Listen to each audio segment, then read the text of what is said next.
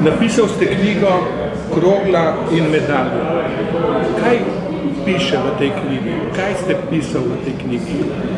Torej, ta knjiga opisuje tragičen dogodek, tragično zgodbo visoko kvalificiranega tankovskega orožarja iz vojašnice Pivka, ki ga je zaradi tega, ker je pa naročilu slovenskih varnostno-obrambnih sil onesposobil del tankovske oborožitve in pa vitalne dele tankov ustrelil podčastniki Jugoslovanske armade. Država Slovenija pa mu ni priznala, da je bil pripadnik varnostno-obrambnih sil. Koliko časa je nastajala knjiga?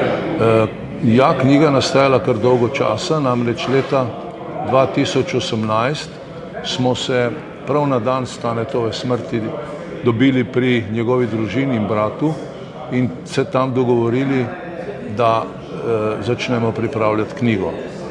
Hoteli smo vedeti, zakaj je pravzaprav izgubil življenje, zakaj tako distanciranje države Republike Slovenije po njegovi smrti, ali je res to bilo narejeno samoiniciativno in ali je res na dan, ko je padel, kar tako brez nekega razloga peljal mimo vojašnice. Knjiga je nastajala 3 leta, torej od leta 2018. Največje težave so bile te, ker ni pisnega materijala, uradnega pisnega materijala.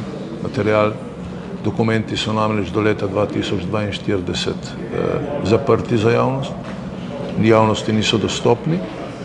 Zato sem moral iskati zapiske pri živečih pričah, njegovih sodelavcih, prijateljih, znancih, pri tistih, ki so sodelovali takrat v vojni za Slovenijo.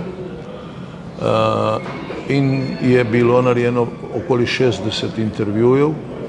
Zaradi tega je potem lahko z gotovostjo trdim, da je vse to, kar je tukaj napisano, tudi argumentirano. Torej, zbiranje gradiva za knjigo je bilo zelo zahtevno, pri tem vam je verjetno pomagala tudi poklicna usposobljenost. Ja, torej jaz sem po poklicu kriminalist, to sem dolga leta delal v organih za notranje zadeve, zato mi je seveda to pomagalo. Vedno smo iskali resnico in upam, da se jo najdel tudi tokrat. In kakšen je namen te knjige? Namen te knjige je pravzaprav javnosti predstaviti pomembnost in aktivnosti Staneta Požarja, ki je zmanjšal posledice, ki bi se lahko zgodile, če na tankovskih topovih ne bi to storil. Predvsem v Rožni dolini, ker je leta 1991, 27.